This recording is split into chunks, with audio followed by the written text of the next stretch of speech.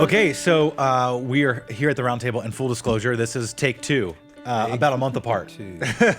So we actually did this episode in December. We did the first 3 episodes. We tried to record in December, and now we're after the first of the year. Because we thought we were on a roll. Yeah, we did. And we got through, and like that day was really interesting because there was major movement upstairs happening. We had to stop for that. Going on. We had sirens out there, That's right. And then it was recording, and we were recording in the afternoon, not the morning. Like post-lunch crash, And the we whole thing. Yeah. we were feeling all of those things in not a good way. Yes. So It didn't happen all that well. Yeah. So we got done, and Nathan said, "Okay, cut," and we're like, we're scrapping that. Which really just shows that we have a really high opinion of ourselves most of the time because we thought we didn't hit our normal greatness. Oh yeah, And yeah. Can I tell you what the the worst deal? part of that day was? I had just gotten my hair cut, which means someone else fixed it, and it looked super cute, and now Yeah. no one's ever going to And see it. This never. is just my normal hair. I know. All right, so we're in a series. It's about being a Christ follower in 2020, and so what we're doing with this few first episodes, if you watch the previous 2, this is the 3rd one of our core values, and we just feel like being a Christ follower in 2020, we first need to look at what it means, what Christ has done for us, and who we are in Christ, and then we can start talking about these topics that are pending, right? So being a Christ follower and being a boss or an employee, being a Christ follower and being a spouse and a parent, a volunteer, engaging in things on social media and politics and things like that. And so we've already covered being Christ-centered, led by God's word, in authentic relationships, prayer dependent. All right. So today we have 3 that we're going to try to get through: living generously, being outward focused, and being multipliers. All right. So first one, living generously. Here we go. What we mean by living generously is that we have a generous God. God has given his son to the world, that Jesus died for our sins, rose again from the dead. So we believe in him. We have everlasting life. And so John 3:16, God so loved the world, he gave, right? So that generosity piece. And so now as Christ followers, we honestly, as a result of that, should be the most generous people on the planet. All right. So give me your thoughts on living generously. I guess for me, I tend to look at when do I not live generously to kind of get at the root of what it means to live generously. Yeah. For me, when I think about when I'm not living generously, it's really a trust issue for me. Psalm 84:11 is one I have to repeat to myself, which basically just says, "No good thing does he withhold from those who walk uprightly." And I think sometimes when I think about living generously, I worry that if I live generously with my money, then I won't be able to do the things that I think are going to make me happy. Right. Yeah. So when I think about why I don't live generously, it generally comes down to a trust issue. Yeah. I think a trust issue, I think obedience issue. And I think one of the things that when you were saying that was time as well. So we keep ourselves so busy that we don't even think and contemplate how can we be more generous to others, not even financially, but with our time, our talents, the way in which we volunteer. I think I'm just selfish. I'm Mm-hmm. not as spiritual as Lori. I don't have any of those other things. It's like, it's mine. I want to keep it. Yeah. At the end of the day, honestly, if I'm honest, it's not because I don't trust God. It's just, hey, this is mine and I enjoy it. And if I give it to you, I don't have it anymore. I mean, it's a very 4-year-old worldview, but that's kind of what I'm stuck with. That's just my flesh. That's what happens. But what I hear you saying is that I don't trust that if I give this up, well, that's true. that what you give me back is going to be better than that. I told him not as spiritual as her. See, I didn't even, I couldn't even unpack all that. So It's her teacher brain. It is. you're It's right. running at all times. Right. At all times. My family appreciates it. Yeah. So what's it look like? I mean, to be generous with, like, for example, we're going to get to money in a second, financially, because I think that's the big one that everyone thinks of when we say living generously. But let's talk about talent and time. Is there any thoughts about, like, what does it look like practically for someone, and specifically a Christ follower, to think, why should I be generous with my time or my talent? What's the point, or what's the purpose of that? I think it touches on what you talked about earlier, which is the selfless component. Oh, good. That's so attractive. I mean, I know we're kind of jumping into the outward focus, which is next. Spoiler alert. Yeah, sure. But I do think that people notice people who are selfless. That's good. Yeah. I mean, those people stand out in a crowd. Yeah. And so living generously, I think, especially with our time, Yeah. overlaps with that whole God wants us to look different. Yeah. And I think you're onto something, because I actually had written in my notes earlier that these three, like the first several, the core values really focus about our relationship with the Lord. I mean, there's that in authentic relationships thing, which is, Right. peer to peer or whatever, friendship. But these three really are all under the umbrella of outward focus. They really are. I kept thinking, well, all of these things are true, and they all fit under any of the three categories. A little bit, yeah. They're kind of expressions of the others. Right. But yeah, when you think about this, is how we image God. Is doing these things. I mean, and how do we image God? Well, God gave us dominion when He created us. God gave forgiveness and covering for sin. God called a people to Himself in Genesis 12, right? And I will bless you to be a blessing. I mean, the whole narrative of Scripture is, God does this, therefore we do God. That's how we image God, you know? But I don't know, I mean, I think it goes beyond. I think because time, talent, treasure, it makes a great alliteration, is that the word? But, you talk about a concept like forgiveness. I mean, there's nothing more generous than to offer forgiveness to someone who doesn't, quote unquote, deserve it. That's a generous act. But what has God done? I mean, why did He send Christ? It was to enact that plan of forgiveness and redemption and restoration through His Son. And I don't know, but that's why I say it's so hard to talk about, because, man, how do you take all that and boil it down to, okay, what will I do on a Tuesday? Yes. For sure. But I really love the theme you're going with there, which is like, if you look throughout Scripture and see something that's repeated over and over again, like I would wonder if you did a word study on give or gave or, what God, or even the intention behind it, like Genesis 12, like to be a blessing to the world. That's fascinating. When we talk about the character of God, I think when you say, what's the character of God, you would say, gracious, loving, you would say these kind of Sovereign, things. the big words. The big word, but generous. I don't know that that's the top 5 that people would give, and yet it exudes Him throughout Scripture. But yeah, like you said, it's an expression of God's love, of God's mercy, of God's goodness, of His grace. Is the fact that all these things are expressed in His giving. Well, and I was just thinking, when you were saying, if you did a study through Scripture, we would see that in Jesus so many times when the disciples were trying to hurry Him to one place or the other. And they were constantly like, why are we stopping here? Why are we talking to that lady? Why, and I do think that is an expression of generosity of time. So time, and then the selfless nature. Those two seem to be themes. And then that provides bandwidth to this piece, which is our pocketbooks, our wallets, our bank accounts. Let's talk about our time more. That was easier. I know, exactly. Well, that's one thing Brad always talks about. It's like, that's a low-hanging fruit. I mean, money really is. I mean, it may be hard, but that's such an easy indicator of those other things, whether it's trusting God or whether it's, just our posture towards others, our posture towards Him. I don't know which way is like chicken or the egg, but I think when you allow yourself to have time to prayerfully consider and say, okay, who needs, what are the needs, where is the Lord putting on my heart to impact? And that's why I love at Austin Ridge when we do partnership class, and we'll talk about how when you give to Austin Ridge, we have partnerships that are all around the world. Yes, in the city, yes, for our church here, but around the world. And so by giving, here it does that. So, but financially, any thoughts, like being financially, living generously through financial means? Any thoughts about that? I think for me, for us and my family, it really is a spiritual discipline. It's something that we have to plan ahead for.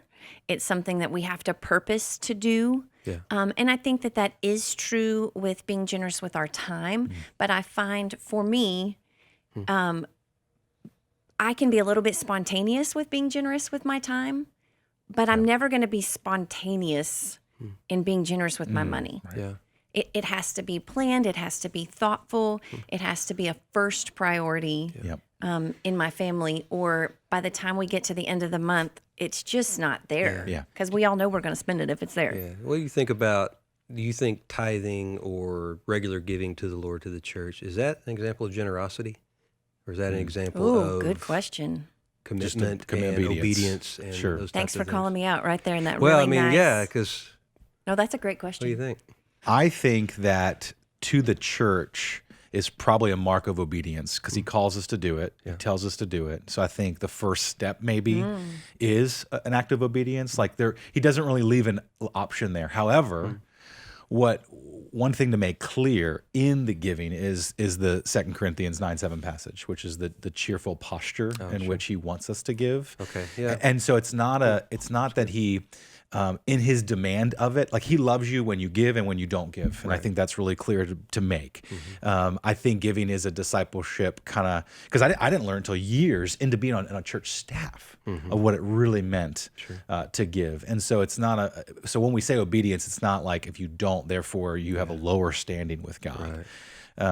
But yeah, I don't know. There's a couple of thoughts. But 2 Corinthians 9:7 says, each of you should give what you have decided in your heart to give, not reluctantly or under compulsion, for God loves a cheerful giver. And so as you're being discipled or as you're growing in the Lord, I think what will bellow or what will grow is generosity. And so they might go hand in hand, where obedience and generosity go hand in hand. That was all off the cuff. That was good. But I don't know. Actually had your preacher motions going there at the end. I like that. That was good. Jazz hands going, yeah. It really is something to think about, though, and it is which came first, the chicken or the egg. Does my obedience come first, and then I become more cheerful, and I see opportunities to give more? Right. That's generally how it works in my life. Yeah. Yeah, you have to. I mean, God says, "Test me in this." Yeah. Right. In Malachi, Right. it's like test me. That's the one thing we're told to test God in. It's like, trust me with your stuff. Yep. Right. Trust me with your money, and just watch what I do. Yeah. And anyone listening that just heard, so like prosperity gospel preachers, Yeah. that's not at all what we're talking about. Right. Because that's karma is what we're talking about. Then if you do something good, something good's going to happen. Right. Right. That's not what we're talking about. Because blessing could look like, Paul purposed in his heart to make it to Rome, and it landed him in jail, but he still knew he was doing the will of God. That may be what obedience looks like for you. Yeah. Right. So it's not a give to get thing. Right. Unless getting means intimacy with the Lord, abiding in Christ. Right. That Getting more of Him. that sense of fulfillment that only comes from knowing you are in the will of God. Yeah. And that's something that you can't really explain. You just have to experience. I mean, you really do. Yeah. But we're not talking prosperity gospel, give to get. We're not talking about that kind of stuff. I think what I've heard said too around here is like the church doesn't need your money. God doesn't need your money. He owns it all. Right. It's already his. It's already his. And so really giving isn't necessarily about him, but it is about our heart, our growing selflessness and whatnot. A few practical things I've heard, and if you guys have any, feel free to jump in, but I've heard, hey, I'll give when I get out of debt. And my response was, do you think you'll ever be out of debt? I mean, I hope so one day, like, financial peace, Ramsey, right? Dave Ramsey. Sure, that's great. We have that, by the way, Austin Richard FPU. We have a class starting in late January, so sign up for that. However, I just think that we have a running list of excuses. I'm not going to buy food give. until we get out of debt. Yeah. We would never say that because that's Right. crazy. Yeah, Right. exactly. I'm not going to buy gas for my car until we get out of debt. Right. So that's one of them. I don't know if you guys have a few though that you've heard of, but there's just this. I can keep coming up with examples like that. Is that? Yeah. Well, not like that? Okay. not the direction necessarily we want to go. But yeah, I just think whatever lies you're believing, I would just check that against someone who's with the scriptures first of all. Talk to the Lord. Good catch, yeah, that's good. Talk to the Lord. Ask the Lord for conviction there, for guidance, and then just someone spiritually mature who can just walk you through that. Because I know I needed that for sure. I needed that. It's not like I'm coming from a place of like I got this all together. I'm a major giver. Yeah, I think just to play off that a little bit, I think the sense of shame or hiding, this is one of those things that I think guys, I'll just go with guys. Guys are more apt to say I'm struggling with watching porn than they are with saying I'm struggling with giving Right. regularly every month. Like there's more shame attached to that. Like we won't talk about that in a small group or in an accountability group because somehow we've convinced ourselves that is really only my business. Yep. Right. And I got off on a tear on just being in community on one of our other episodes. But I mean, that's one of those things I'm saying about. But here we go again. Yeah, here we go again. It's like that's what that community is for, is to hold us accountable and to encourage. Not just hold us accountable as whacking us with the ruler when we don't do it, but to encourage us when we do. That is really interesting. I'm just thinking, I'm a small group girl. I almost always have some people around me holding me accountable and just being in the Word. I don't know that we have ever looked at each other and said, Wow. how's your giving? Wow. Yeah. Wow, that's a huge realization. Can I look at your checkbook? And I meet What's a tomorrow with checkbook? my people, so Yeah, that's good. watch out. No, I really think that's a great, and I think what I appreciate about what we do here at Austin Ridge and what Brad's preaching is that he doesn't shy away from it. Because I think it's so important that we who live in this part of the country, in this part of Austin, have a responsibility of stewardship for the kingdom and for kingdom advancement.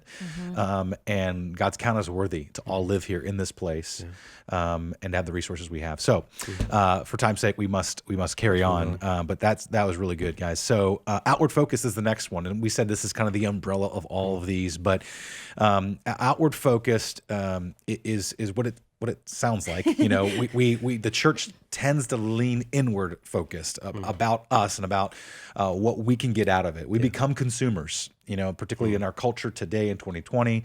What do I get out of it? Sure. And so, but we want to make sure that as Christ followers, that while there is this twofold thing with the church, we talked about this a lot last season with the church, is the twofold purpose of the church is to definitely shepherd and take care of those in the church, but go seek and save the lost and make disciples, right?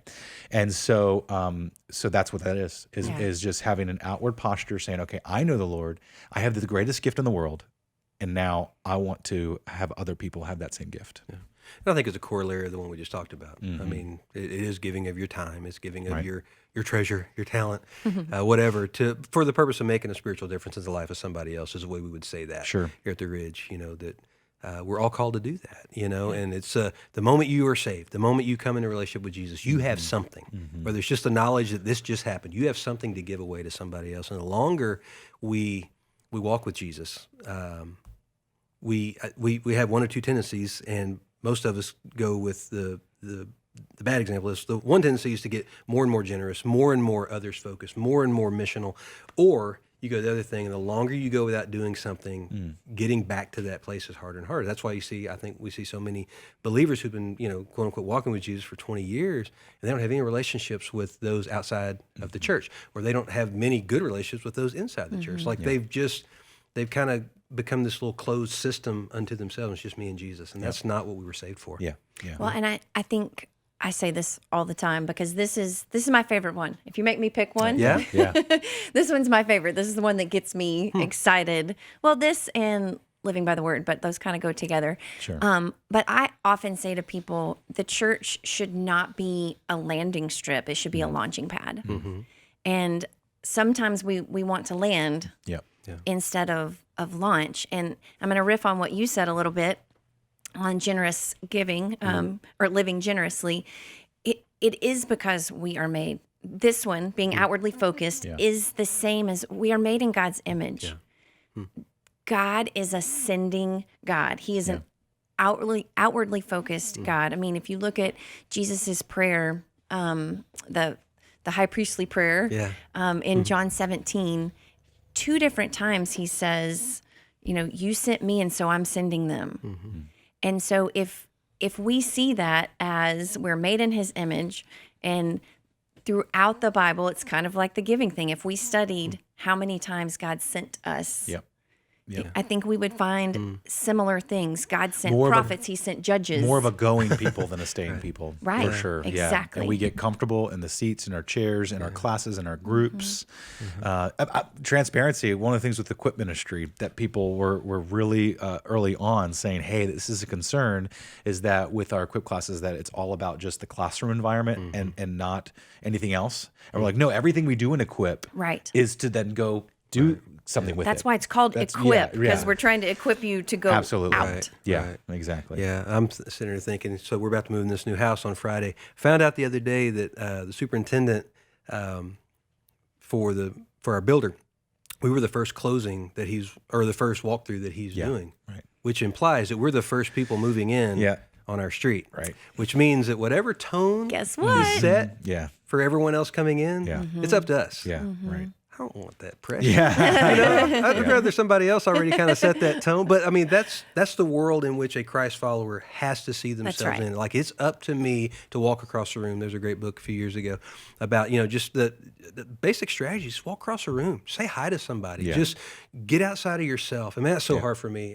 It's funny because I don't know how many of our staff are in. Like, we have very few actual extroverts yeah. on the staff Right. at Austin Ridge. Just a lot of introverts. I think that would actually probably surprise people too.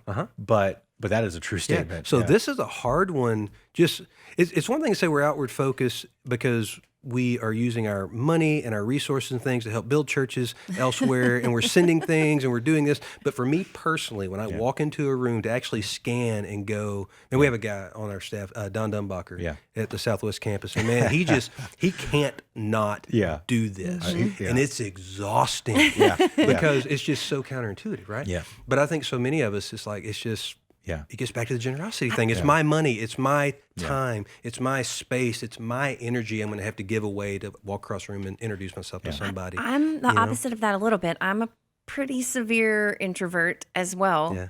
So because this one kind of fires me up, if I'm going to have to be in a room full of people, Might as well be purposeful. that's where I am. Yeah. Oh, okay. I would rather be by myself I'll write that down. doing whatever it is. But if I'm going to have to be out there, I would like to be doing something that I feel like is going to matter or have the potential to matter or build a relationship. I'm going to say this to that person so that if they need something, they know I'm available later. Because I'm not going to probably pursue them. Yeah, but that's so good that you actually have a strategy in mind. I mean, you have a class, right? Right. Well, I was just going to say that, a couple practical points. One is we have one of our core classes is sharing your faith.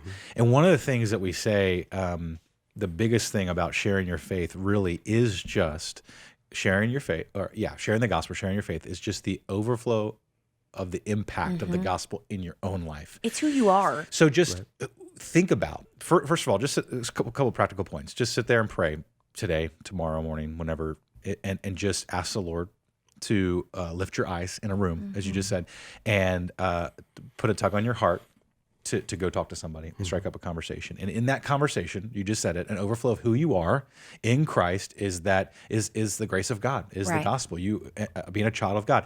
So, and then just think of a time where God did something, a work in your life. And I'm sure you can come up with a few, how God's grace impacted you, and then just share that. Right. And share God's goodness, share God's grace in your life. And that's what sharing your faith is. Totally. If I can jump in on that too. Yeah. One of the things Don Ellsworth's done a great job is coming up with some simple strategies for us to have, just even on staff, but we've rolled these out in D groups, you've done it in life groups, is, praying this thing we call the missional big three. And you're just trying, there's 2 or 3 people in your life that don't know Jesus. Start praying for them.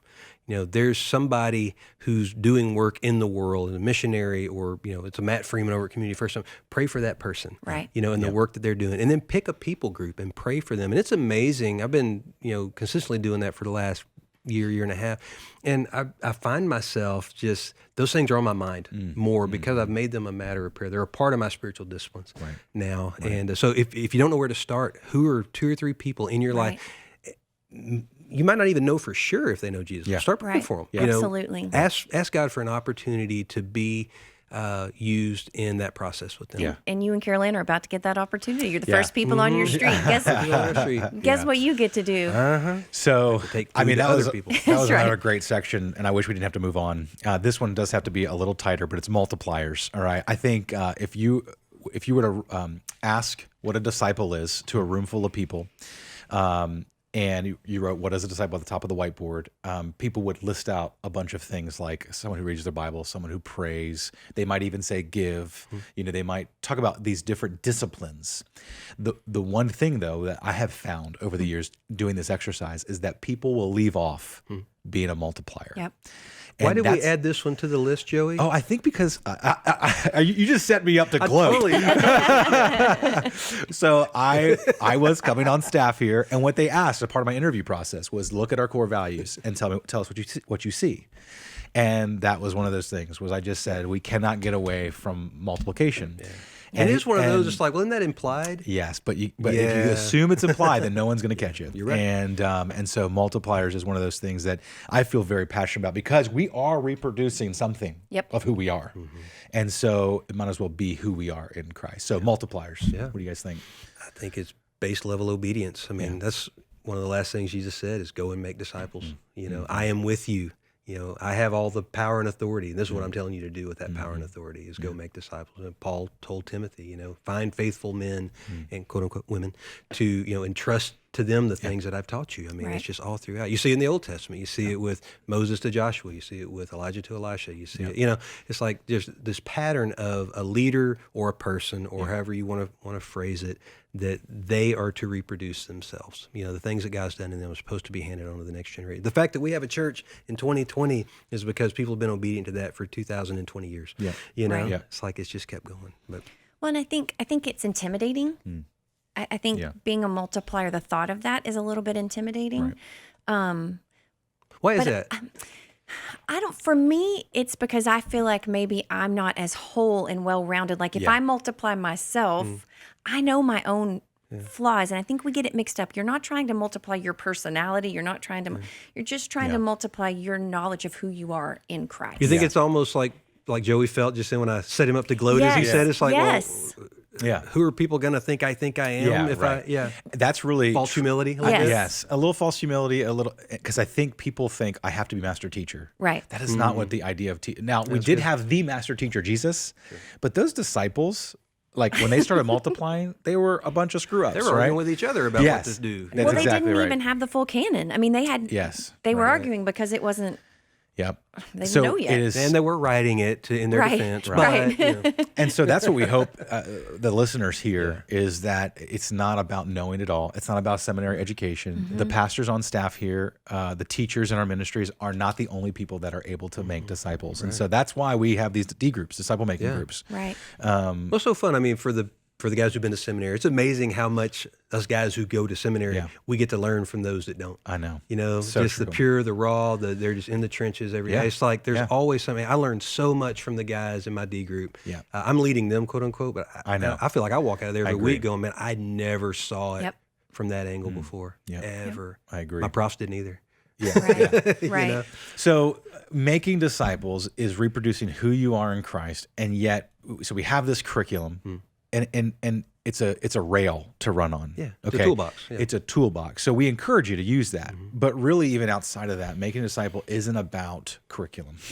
It really is. When we say reproduce who you are in Christ, it is the rubbing shoulders with. It's the giving of your time. It's to when someone is walking through a marital issue, you're not just preaching at them or talking at them. They have walked with you, and you've already modeled it, how to interact with your spouse, how to interact with your children. And so it's sort of that, again, I know we've said this a lot so far in this episode, but it is the generous living of your time, and so that people can watch you and model. It's inviting people into your home.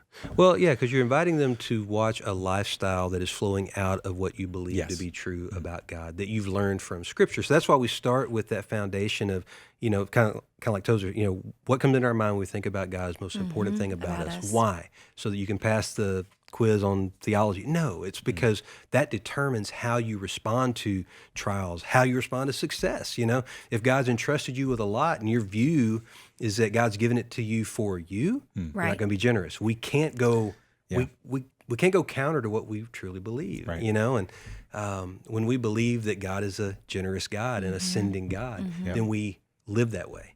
And so what we're inviting people to do when we want to multiply ourselves is that kind of life. Hey, you know what? I believe this and I've seen it to be true. Even if I haven't seen it be true yet, I trust God enough that it will be true in time. Come follow me on that journey. Why don't you give how people can get connected to D groups? D groups, austinridge.org/D groups. We have them at all campuses. Eddie Willis at our Southwest campus runs point. Glenn Gordon at our Dripping campus runs point on that. A D group is simply 4 to 6 folks with somebody who's taken the lead. Again, not a master teacher, but it's designed for people who want to be obedient to Scripture's call to make disciples. But maybe they don't have the toolkit together. So we have this book. It's right there. It is. And it's a toolkit. And so for 9 to 12 months, you're going through this, and you're learning some theology. You're learning how to study the Bible better. But most importantly, you're just learning how all these truths intersect with your life and how to hopefully live those things out. And the accountability in the group hopefully helps do that. And so that's what it's for. Not because we're awesome or anything, but Lori is. But this episode was much better than the last one we recorded. Much better.